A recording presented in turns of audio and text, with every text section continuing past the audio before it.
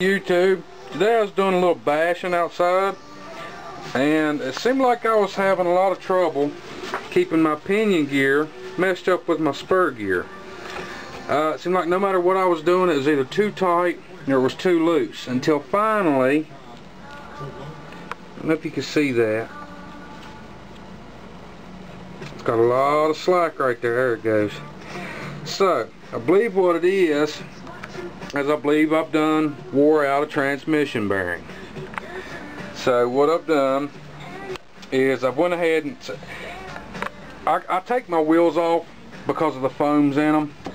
I just basically take the whole thing, dunk it down in a water tank that I have to rinse everything off.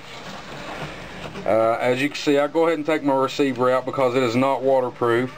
The SV3 is waterproof and the Castle motor is waterproof, so don't have to worry about those. So I'm going to go ahead and I'm probably going to go ahead and pop the whole transmission and motor off of it, so I can go ahead and clean it and grease it, and hopefully I've got a bearing that I can throw in it. So I'm going to go ahead and pop it out. Alright, as you can see, that is my bearing.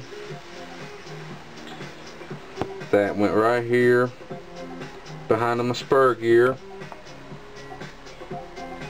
It has just fallen all apart, and I tell you what, that is one job tearing that thing apart. It's ridiculous how much you have to tear apart just to get the transmission out.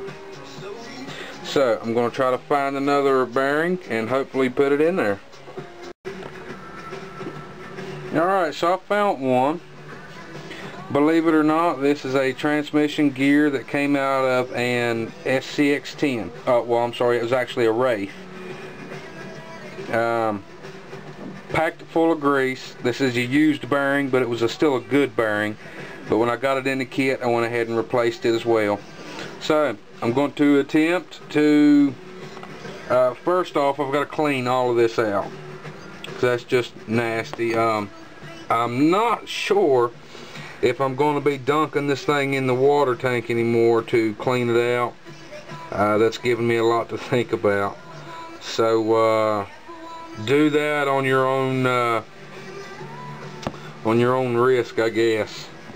But it obviously is not resistant to water getting in there. So I'm going to clean it up, put the bearing in, install everything, and see how it does. Alright, so there we have it. It's all back together. No play at all. That was a job. I did not enjoy doing it, but if I had to do it again, I would do it. So I'm going to finish putting this back together and try to do a little running. I hope this helped anybody that might have had the same problems. Like I said, I was having trouble with the pinion and the spur gear not meshing up correctly, and then it ended up that my spur gear had some slack in it, and it ended up being the bearing. So if anybody else is having the same problem and they don't really know exactly what it is, it's your bearing for your spur gear. So like and subscribe. I hope you enjoyed the video. That's Elite Rejects.